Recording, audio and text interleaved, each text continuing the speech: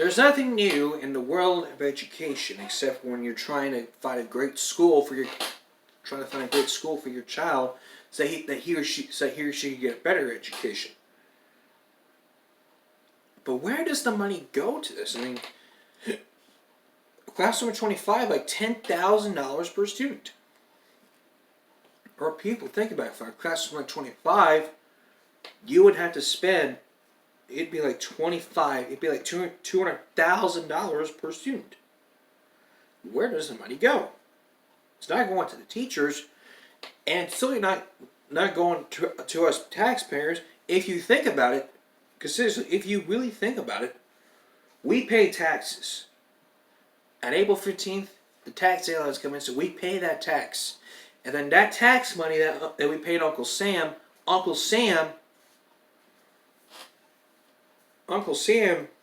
gives the tax money away, gives it to the school. And this is what we're left with. It's like Google taking half the money that you're being paid on YouTube.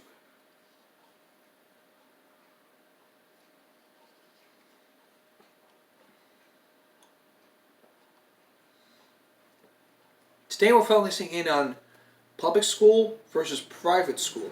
Which one's better? Which one's better? Which one's worse? I will not be criticizing any government. I will not be criticizing the government. I will not be criticizing teachers' unions, because I don't want them coming in on my doorstep and protesting. And I don't want the teacher unions coming up to my old school district saying, watching this and having me emails saying that this is what I said. I mean,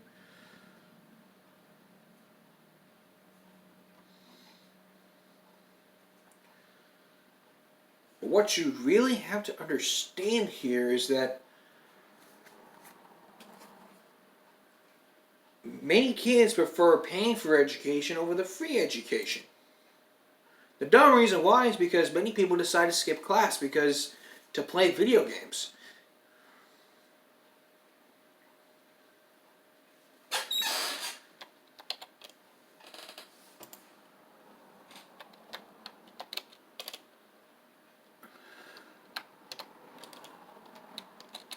If you were to look up first education versus private education,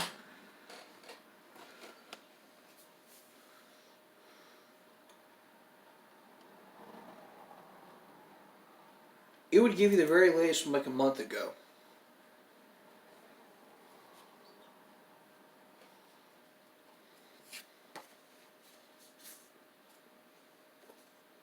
Private school costs a lot of money. You got to pay per month, like on Netflix, like $12.99 a month. You still got to pay that a month.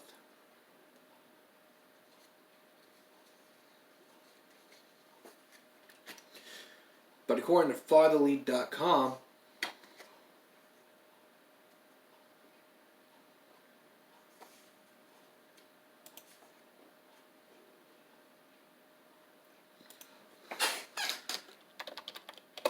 but if you were to look at a survey or a poll, the Gallup poll would say people rank public schools the 5th best at paying, with only 44% considering them excellent or good, 20% of the public ranking them poor.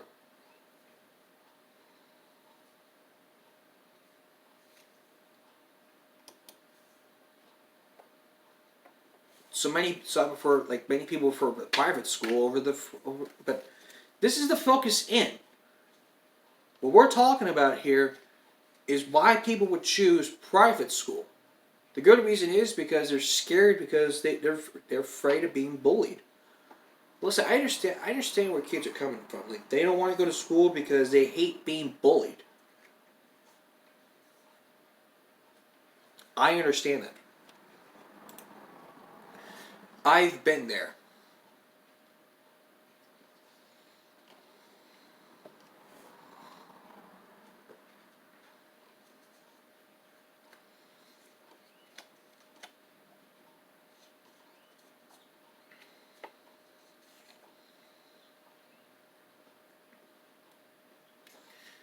And after watching John Stossel's Stupid in America 3 segments, I gotta get the feeling that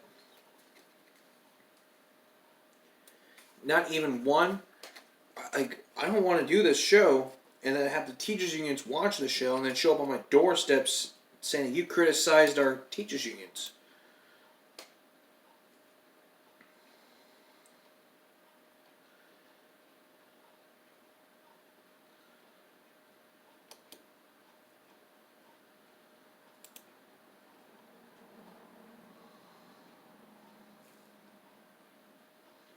I mean, with private schools, it's just, I mean, homeschool, you gotta pay for it. I mean, online school, if you're gonna do online school, you gotta pay for it. Private school, you gotta pay. Catholic school, you gotta pay.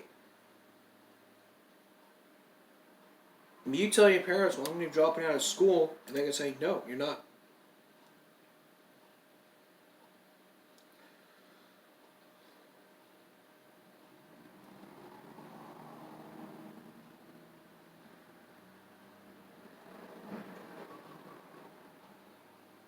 Three-quarters of the poll said that back in 2000, half the rest of the country gives public school positive marks.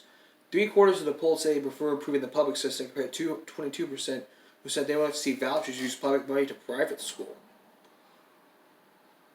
Our tax dollars are going to the private school. It's not going to help the children. The kids need to get the better education they get. Where is the money going?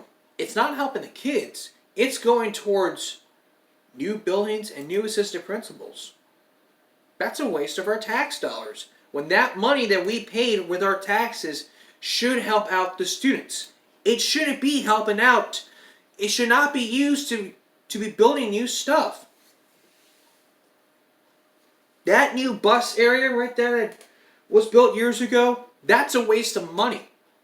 That's a waste of our tax dollars when that money should have helped out the children.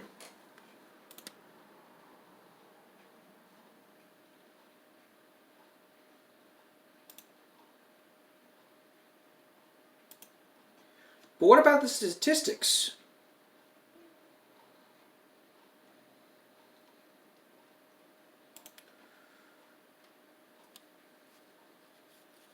I mean, like I said before, you have choices. Like, government-run schools is like a monopoly.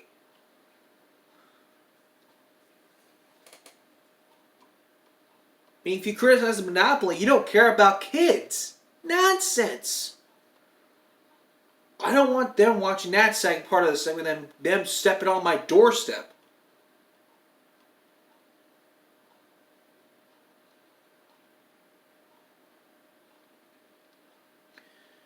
I mean, it's all, like, test scores are not going up. With the graph being lined out, it goes flat. Student achievement, less. It's not helping out the students. It's just going to get in the new stuff. That's not helping out education. That's just basically helping out bus drivers and all the other people.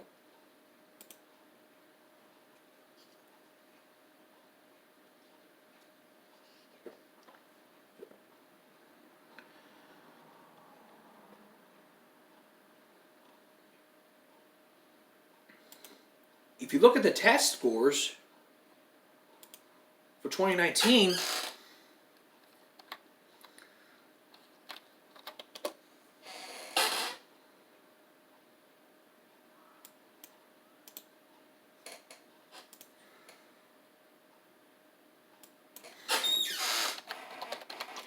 I mean, if you look at the text, if you look at the assessment results for the TEA,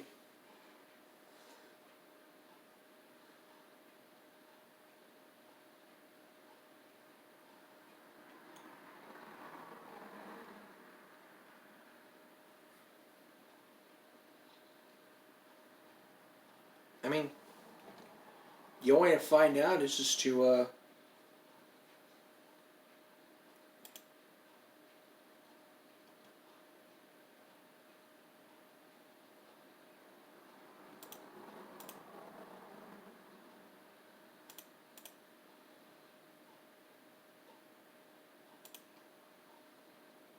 would have to like get another computer to show you how, but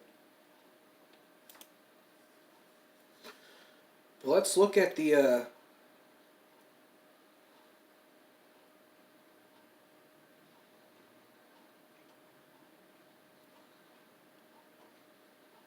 test for like last year.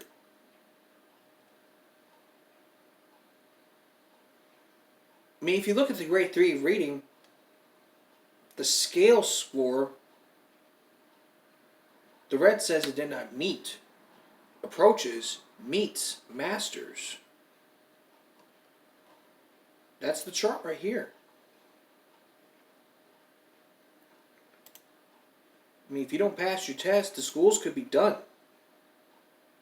What about for mathematics? I don't know. The scale score,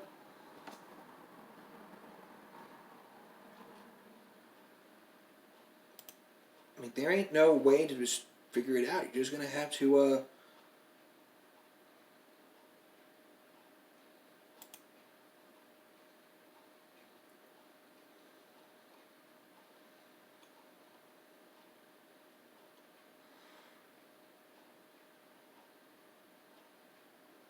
I mean, looking at the percentage here, I mean, 55% for the 42 is like the score is 40-90, and then 55 for the percentile. 68-70, that's the scale score. The percentage is like 100. That means it masters. That's the raw score right there.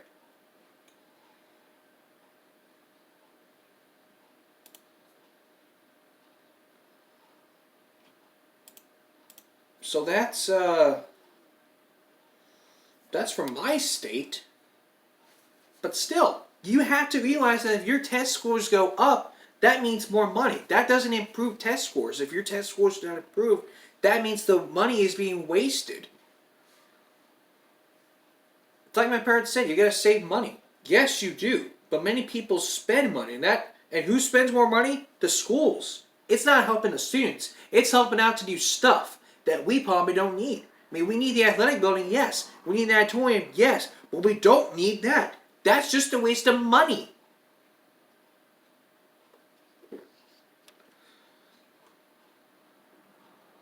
But government runs our schools. We're going to talk more about that when we come back. Like I said before, I didn't want to talk about the charter schools versus the education monopoly because I don't want to feel that teachers would help. I don't want teachers to be the teeth by me. I mean, people want to say, well, if I choose for my child to go to school, to go to charter school, that is where my taxes should go.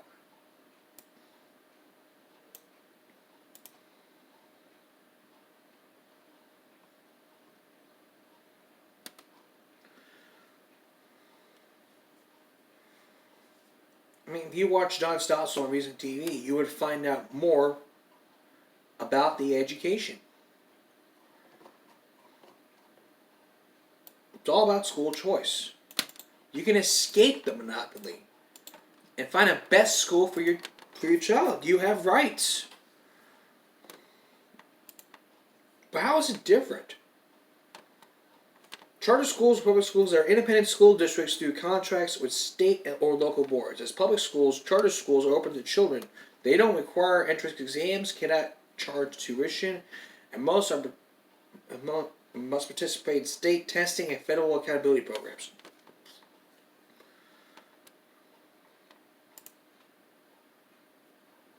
But the biggest difference here between charter schools, they are accredited by a private board, and public schools are accredited by the State Board of Education. But yes, charter schools are cited the same academic standards as public schools, yet they have flexibility in creating their curriculum. The benefits of that is just the parental choice, the accountability, the ability to specialize, reduced class size being less money per child, diverse the student population, And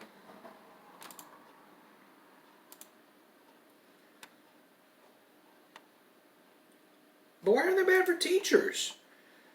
Because it's bad for teachers, bad for students. Primary goal of charter schools is to increase and improve options for families, to encourage choice.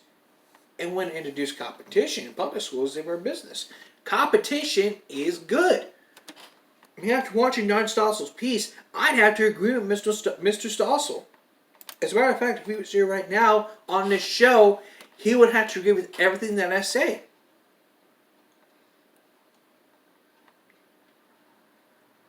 But the negatives of this are is a lack of oversight. Online schools fail. And about corruption. They play by different rules. And teachers treated poorly in charter schools. So you guys can be canned. But when they have no competition, it creates laziness in policies of teachers even teaching with poor scores. But they still will be operating. But the cons of this is the tax advantage of the charter school will invite corruption. But back in the 90s, the tax credit was established in the U.S. providing a 39% credit on contributions that were received over a 7-year period. But they play by different rules, and the thing you have to understand about this is that public schools cannot be lazy. I mean, if there's no competition, competition is good. Because without it, you could be lazy. So again, without competition for every school, you can end up being lazy and not look at your test scores. You could be sleeping on your job and then realizing once they go, oh wait a minute, the test scores are low. We got to do something. If not, the school could shut down. 43 states and the District of Columbia have enhanced charter school laws. Like Alabama. 7 states do not have is like Kentucky, Montana, Nebraska, North Dakota, South Dakota, Vermont, and West Virginia. 43 states, including Texas, have enacted charter school laws.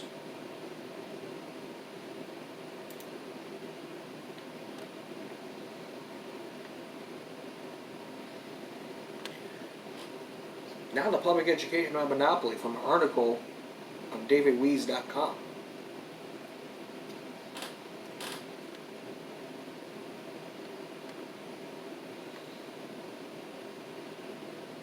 Most countries won't have a monopoly for education. The problem is that each school district is the sole provider for education for all students, who cannot afford more expensive private education. They're often forced to go to school which is geography closest to them, which often forces them back into bad schools. But this kind of monopoly close is exactly what we try to avoid in business, and many high-profile cases have happened over the past decade and have demonstrated how concerned our traditional system are breaking up with monopolies. But some school districts have allowed vouchers so that students can use their tax dollars or a portion of them to send them to whatever school they choose to attend. It would allow a measure of choice for the students, but choice is good.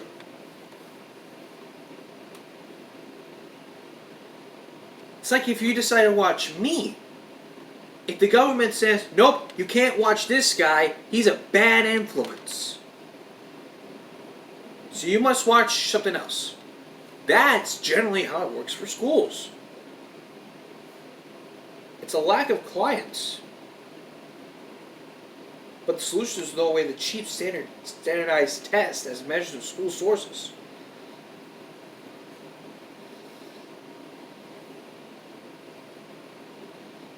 So I have to agree with this article. If students want to go to a good school, then that's their choice. But if not, it's generally how it works for schools. And there are some schools here, and there are some charter schools here in Corpus.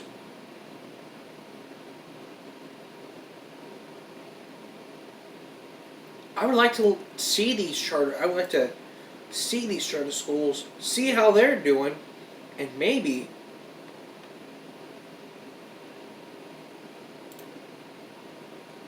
see how bad it is there. But again, if the teachers union sees this video that I criticize them, I will be willing to teach for 10 days straight. Teach for 10 days a week. You could pick. So yes, if you want to. So I'll say yes. I'll teach. You can pick any school for me or some kids. No cameras. No cameras. None. I will just teach for 10 days. Not 5 days, 10. To see how it is. Because I'm not an expert in education. I'm not a teacher, nor an expert in education. Like, I know what's going on in schools. That's why I watch the news. Because I should be concerned about when they hear something, they need to do something.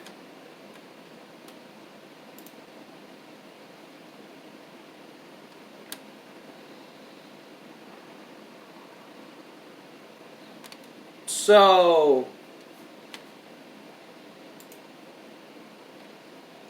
that's that on the public schools versus education versus the private schools. And the bottom line is this: many kids prefer paying for their school because they want to go to the public school because they're tired of waiting hours, sitting in class, going to school for like hours when they should be like playing video games. I mean, your video games will be there for you after school. It will be there for you, no matter what. Don't give up your hopes. Your video games will be there for you after school. You'll still have time to play games after school, and you'll still have time to make videos. Or do whatever you please. Okay, next here, we're going to do an update on our very first Give Me a Break. The very first episode that we talked about playing PlayStation in public places, even in schools. So we're going to switch it over to playing PlayStation in public places to playing PlayStation in school. Next. 2 years ago was the very first episode of Give Me a Break that we talked about playing PlayStation in public. Well, we didn't even talk about playing PlayStation in schools. We focused in on public places where you could play, like at the mall, Walmart, McDonald's. We didn't even talk about the schools. I mean, this one caught my attention. It was a YouTuber named V Ames who decided to play his PlayStation in school. In the video, what he was doing was he decided to pack his PS3 and then bring it to classroom so you can play. And then the teacher was like, "What are you doing?" He's like, "No, you can't be doing that." I'm like, one game. And then he's like, "I'll take the referral." And then he's like, "Well, I'm just doing a presentation." And then when the teacher walks in, security comes by, and they ask, why are you allowing him to play? And then you're sitting there like, I don't know. But towards the end of the video, he said he didn't confiscate this. He got a referral saying he did it, and then he got a Saturday school. And I said to him, well, that's what you get. It said, and I commented just yesterday that it's not allowed in school because it's a distraction to the educational environment. And I said, well, that's what you get for bringing video games into school. That's what you get. You're not supposed to bring video games to school. If you do, then this is what happens. You're going to get a referral and then you're going to be in big trouble. That's it. Well, anyway, that's all for now. Thanks for watching, everyone. I hope to see you Friday, and I hope you have a great New Year. Have a good night. I'll see you tomorrow or Friday. Have a good night.